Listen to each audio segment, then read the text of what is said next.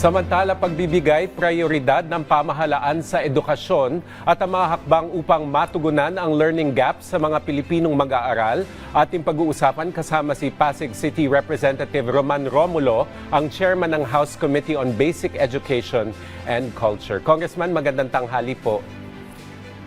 Yes, magandang tanghali, Asik Joey, at kamusta rin kay Asik Albert. Magkasama po kami kahapon dahil tinutulungan rin po ng Department of Health ang ating mga batas, programa tungkol sa inclusive education sa ating mga DepEd schools. Kaya gusto ko rin magpasalamat kay Asik Albert. Ayan, bukod sa mga nabanggit nyo, sir, isa sa mga highlights ng State of the Nation address ng ating Pangulo is yung education pa rin, yung priority niya sa mga nalalabing taon ng kanyang termino. So ano po ang pwede pa nating gawin para maisakatuparan ang mithing ito ng ating Pangulo? First, Asik Joey, para may proper context rin ng lahat. Sa totoo, si President BBM ang siguro the only president na narinig ko po from the very first SONA po niya. Kahit tingnan po ninyo, pakinggan nyo ulit yung first SONA niya until the last SONA, yung ika-apat na SONA nung isang araw, lagi po niyang pinag-uusapan ng edukasyon. Yung first SONA po na yon, stress na po niya yung tungkol sa pagsisigurado ng ating mga kabataan, ay yung basics po ay matutunan nila. Kaya makita mo, Asik Joey, from that first SONA to this fourth SONA, medyo ang dami na pong reforms na naganap sa ating education sector. Una, nakita na po natin dati, kung maalala po ninyo, yung ating mga magulang, o minsan pag nanood kang TV dati, di ba, mababalitaan na lang natin na merong estudyante na merong backpack na napakarami pong libro. Kaya sinasabi nila, ang liit pa nga nung bata, ang dami ng kinakarga na libro. Kung ma-check nyo po sa DepEd ngayon, this year po, inumpisa na nilang implement sa grades 1 to 3, yung bagong curriculum kung saan binabawasan po natin na decongest yung curriculum.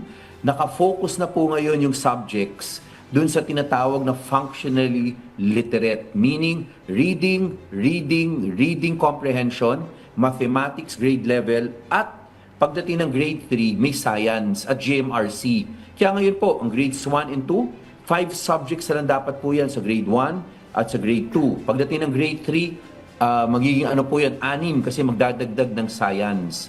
This year po, kakatapos lang po ng remedial classes na yung dating summer learning camps na ginagawa ng DepEd, kung saan po, nakita po natin, tinututukan rin po ng DepEd ngayon yung function literacy, yung marunong magbasa at naiintindihan. This academic calendar po for senior high school, may 800 pilot schools ang DepEd para dun sa i-roll out o dina-roll out nilang bagong curriculum for senior high school.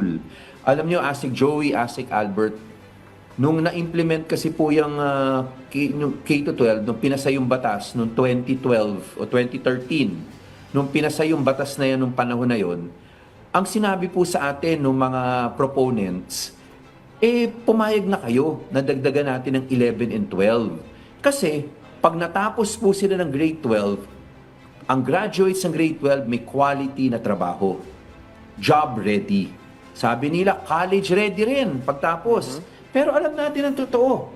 Hindi po yun ang naging resulta. Sabi nga po nung di ba, Asik Joey, magtanong tayo sa industriya. Ang preference nila, at least second year college pa rin instead no yung sinasabing grade 12 na graduate. Yung college ready, anong nangyari po? Preference nga nila, at least second year college kaysa sa grade 12 na graduate. Kaya nakita po natin yung ginagawa ngayon ng Marcos administration, yung pagbibigay pansin at pagtutuon ng pag-decongest ng curriculum at yung pag-focus sa function literacy, makikita po natin magbubunga po ito ng improved results natin sa education system. Kasi Asik Joey, magaling naman talaga ang batang Pilipino. What failed them was really the education system. And with all these reforms, marami pa po yan na hindi ko nababanggit. Nakikita po natin na talagang we will turn a corner soon and makikita po natin magkakaroon ng improvements. Sakto, Asek Joey, yung sinabi nga ni Congressman Roman Romulo, magkasama kami kahapon. Nakita ko yung dedication ni Kong, kasama namin mga DepEd sa Pasig. At nabanggit na rin ni Congressman Romulo yung education system. Congressman, kabilang po sa mga inilatag ng Pangulo ang suporta dun sa mga tao sa loob ng education system, ang ating mga mahal na guro. Partikular na ang pagbabayad sa overtime work at teaching overload. Gaano po kung kahalaga ang ganitong suporta sa mga guro? Asik Albert, bubuuin ko pa, dadagdagan ko pa kasi I guess yung SONA nung panahon ng SONA, he did not have enough time. Ang mga ginagawa po nila ngayon sa atin ng Malacanang ng Department of Education, una, yung career progression po, kung saan dinagdagan po nila nung teacher 4, 5, 6, 7, kaya magkakaroon ng salary grades na katumbas po yan. Naglagay po sila ng additional na mga master teachers levels para, again po, magkaroon ng era na rin po yung ating mga master. Kung gusto mo magturo habang buhay, pwede na po dahil yung salary grade mo, pag dumating ka sa pinakamataas na master teacher, katumbas po, pareho ng highest salary grade ng isang principal. Mahalaga po yun dahil gusto natin, yung mga teachers po na talagang passionate about teaching, ang gagaling nila magturo, hindi po sila matempt na lumipat dun sa admin track kasi mas mataas talaga dati yung salary grade doon. Pangalawa, ang ginawa rin po ng kasalukuyang administrasyon, tiningnan po nila yung sinasabi na overworked yung ating mga teachers. Ang ginawa po nila yung mga non-teaching work, yung admin work. Naglaan po sila ng dagdag na ng mga individual na pwede nilang i-hire na para yung mga admin work, hindi matanggal na rin po natin sa mga teachers natin. Para yung teachers nakafocus po talaga sa classroom teaching, hindi yung mga admin work.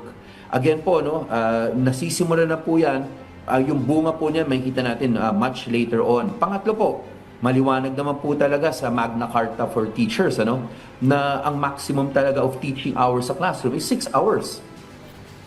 6 na oras lang po ang maximum nan. Pero alam din natin ang totoo, minsan lumalampas. So meron na silang hinahanda kasi meron tayong po ngayon i-implement yung ARAL program.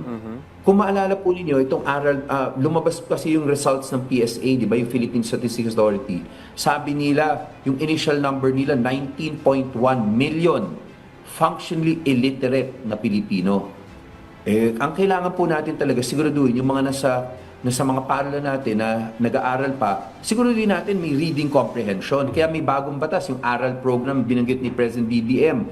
Dito po ay magkakaroon ng mentoring, tutoring, para yung mga estudyante na napapansin ng mga guro o ng school na medyo kailangan pa ng additional na pagtutok ng pag-aaral sa reading comprehension, sa math, ay bibigyan po ng emphasis po yun. At doon po, ay magkakaroon po talaga dyan ng additional pay yung mga teachers na magvo-volunteer. Voluntary po yan. Nasasama po dyan para para ma-mentor po yung ating mga mag-aaral. Again po, marami pa pong iba na gusto kong banggitin. Kasi yung ECCD po, mahalaga rin po yun, na binanggit rin po niya yan. Dahil sabi ng mga eksperto dalubhasa, whether local or national, ang pinakamahalaga, yung health at nutrition ng bata below 5 years of age. Kung stunted yung growth, kung undernourished or malnourished o frustrated yung growth niya, hindi lang pinag-uusapan dyan ay physical development. Kasama dyan yung mental development. Sabi nga ng mga eksperto, pagka nagka-stunted o frustrated growth, kahit napakainin pa natin yan, pagdating ng kinder grades 1 to 3, ay hindi na rin natin mahabol yung nawala na physical development growth and mental development growth. Kaya mahalaga rin po na ngayon may emphasis na rin sa ECCD o Early Childhood Care and Development. Nabanggit nyo kung yung nourishment at saka mental development, pero isa sa mga areas na gusto ding tutukan ng Pangulo ay yung mental health ng ating mga kabataan. So kamusta po yung school-based mental health programs ngayon at paano po ba ina-address yung perennial issues like bullying at iba pang psychosocial issues sa ating mga eskwelahan? Yes, alam nyo, Asik Joey, talagang sa ngayon po kasi, nung naging chairman po ako ng committee na ito, yung issue po nung bullying, andyan na, yung issue po nung sinasabi nilang mental wellness. So yung una nating tinanong sa Department of Education, bakit hindi kayo nag-hire nung mga guidance counselors? Alam niyo po, since matagal na rin po, meron tayong 5,000 items na minake available ng Department of Education para sa mga registered guidance counselors kasi sila lang ang authorized. Doon ko nalaman na bagamat meron tayong 5,000 na items, sa totoo po, lampas 1,000 lang ang natitake up dyan sa items na yan. At kalahati po noon, or little more than half, yun lang yung registered guidance counselors. Yung iba po doon, upskilled na teachers. Voluntarily, gusto lang nilang makatulong. So doon po nakita natin may problema. Kaya meron po tayong pinasa na bagong batas. Ito yung Mental Wellness Act po na pinasa na po natin. Ganap na batas na po siya kung saan, una, binibigyan natin ng karera ang registered guidance counselors. Kasi before the law po, ang maximum niya, ang entry point niya, salary grade 11. Ang maximum niya, salary grade 13. Para maging registered guidance counselor, kailangan nag-masteral program ka na. So, kahaba-habang pag-aaral, wala ka namang karera pagdating mo sa DepEd. So, hindi na-incentivize. So, ang ginawa po natin dyan sa batas, inangat na po natin ang starting pay po ng isang registered guidance counselor na pumasok ng DepEd, salary grade 16. Aabot po siya until salary grade 24. Tapos pinalawak po natin, hindi lang registered guidance counselor ang papayagan po natin na makatulong sa counseling. Inalaw na rin po natin yung ating mga graduates ng psychology na may masteral degree rin, yung registered psychologist natin. Pero nagdagdag pa po tayo, meron tayong bagong mga item para sa yung mga psychometrician, yung mga upskilled na teachers, habang hindi pa sapat yung numero ng guidance counselors natin and registered psychologists. Sila naman po, papayagan natin. At yung salary rate po nila, inangat rin po natin. Ibig sabihin po, pagbigyan lang po natin yung batas na, kasi infancy pa lang siya, na talagang gumana siya, nagbubukas na ng items ang DepEd dyan para masigurado po natin, mapangalagaan po natin yung mental wellness ng ating mga bata. And last na po, Asik Joey, yung tungkol sa bullying. Matagal na po tayo may batas na Anti-Bullying Act. Tiningnan po namin yan sa EDCOM 2. Sa pananaw po namin, hindi pa kailangan amendahan ng batas. Ang kailangan po amendahan dyan ay yung implementing rules na ginawa ng Department of Education. Kasi very cumbersome po para gumawa po sila ng committee. Yung committee na yan is composed of many individuals.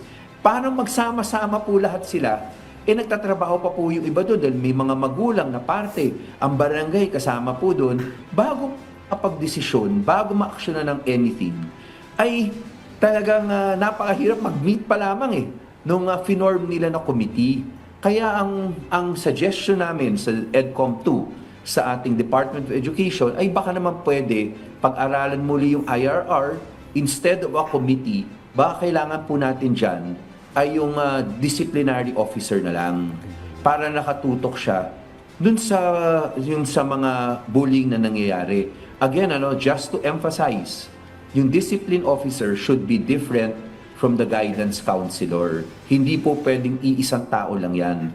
Because yung guidance counseling, kailangan may tiwala ang bata. Kailangan may kumpiyansa siya na pag lumapit siya dyan, ay may malasakit. Siyempre, pag discipline officer po, iba yung function nun. So, hopefully po, ay mapairal na rin po yung makonsidera yan para, again, maging active na po yung anti-bullying act natin. Congressman, mula naman po sa usapin dun sa ating mga estudyante at saka sa ating mga guro, punta naman po tayo sa teknolohiya. Isa po sa mga isinusulong ng pamahalaan ang digitalization. Kaya naman sinabi ng Pangulo ang pamamahagi ng mga laptop para sa bawat guro sa public schools. Gaano po kahalaga na makasabay sa teknolohiya ang mga paaralan natin sa bansa? Congressman. Well, Asik Albert, again, tama si President Bibe, mahalaga po ang teknolohiya. Bakit? Kasi sa totoo, meron talagang mga lugar, hindi lang naman po sa probinsya, including po, even within urban centers, sa dami po ng mga paaralan, sa dami ng estudyante, na it is possible po na mas maganda, baka through yung teknolohiya ay mas matuto sila. Pero kaakibat po niyang pagbibigay ng mga laptop or computers, isa na talagang dapat matutukan ng DICT ay ang pagsisigurado na meron tayong stable Wi-Fi connection. Kasi kahit dito sa Metro Manila, kahit dito po sa aming lungsod, sa totoo po, meron mga lugar po na hindi stable yung ating Wi-Fi. Meron talagang mga pagkakataon na hindi talaga nag-work eh. So again, erratic siya. So kaakibat kasabay po ng pag-prepare na ma-digitalize yung ating learning, kailangan kasama po dyan talaga yung pagsisigurado natin na yung Wi-Fi po natin ay maayos. Pero again po, no, alam rin natin ang totoo, no, ang pinakamahalaga at pinaka-effective pa rin na teaching is yung face-to-face. Yes. So itong pag-digitalize natin, pagbibigay ng laptop, these are enhancements.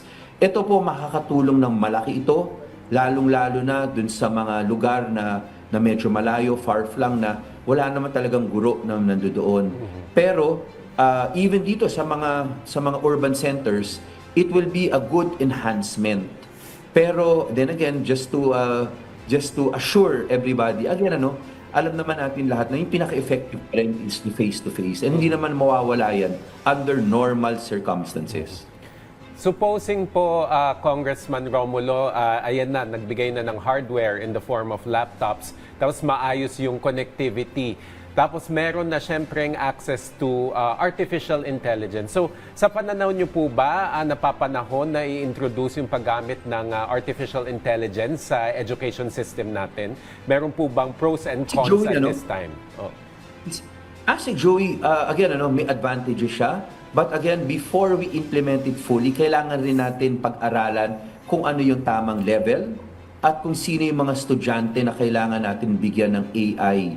Kasi again, meron ng mga pag-aaral, yung mga nabasa natin. Although preliminary po yun, di ba? May lumabas ng US na pag-aaral, I think from some of the schools in Boston, na sinasabi nga nila na hindi naman pwedeng wholesale na ibigay natin yung AI sa lahat o yung technology. Kasi maganda pa rin na nade-develop nung learner o nung bata o nung mag-aaral yung traditional way of learning. Kasi yun talagang nahahasa rin yung papunta siyang critical thinking noon dahil kailangan talaga pinag-iisipan niya ang bawat bagay. Pero ang AI po, meron talagang mahalaga rin po na contribution. Again, just as one example, meron mga pagkakataon, Asik Joey, na talagang maaring wala, yung teachers natin ay wala dun sa lugar na yon. Ang problema po, kailangan effective yung teaching Kasi talaga nag-uumpisa lahat sa teacher Pag magaling ang teacher mo, definitely mas madali para sa learner. Ang AI po, meron ng mga na-develop na AI na sa totoo, they act already as a teacher already. Nakakaturo po sila, nakaka-correct sila. And that's why may value talaga ang AI. But as you said, hindi po siya pwedeng wholesale for now. Hindi naman po one size does not fit all. Kailangan talaga ma-tailor fit natin yung pag-introduce ng technology, pag-introduce ng AI, depending po sa sitwasyon. Para naman responsible rin yung paggamit natin itong mga new developments na ito. Again, as a Joy, before even going to that, kaya magandang ginagawa ngayon ng gobyerno, ni PBBM, ni Secretary Sunny, na nakafocus tayo sa functional literacy. Kasi yun na pa rin ang pinakamahalaga. Kailangan marunong magbasa at naiintindihan ang binabasa. Kasi like I always say, Asik Joey, may nagsasabi kasi, pag binigyan mo naman ng computer ang bata, baka naman ang gawin niya games. Alam po ninyo, because the education system failed our learners, pag may technology sila, ang pinakamadali, games. Pero naniniwala ako matalino po and very inquisitive ang batang Pilipino. Basta sigurado natin yung basic functional literacy, yung reading comprehension, they will use this technology for research in the way para ma-enhance yung knowledge nila. Pero sabi nga ng PSA, there are 19.1 million functional literates. Pag may computer ka, ang pinakamadali ay games. Pero naniniwala ako, the moment maging full throttle at effective na itong ginagawa ng DepEd natin, yung nakatutok na sila ngayon sa functional literacy, the computer technology will be used in the right way. Yan. Ang dami pang kailangang ayusin, ang dami pang kailangang pag-usapan, pero limitado ang ating oras. Maraming salamat po sa inyong oras. Pasig City Representative Roman Romulo, ang chairman ng House Committee on Basic Education and Culture. Salamat, Congressman. Thank you, sir. Thank you. Have a great day. Ingat po.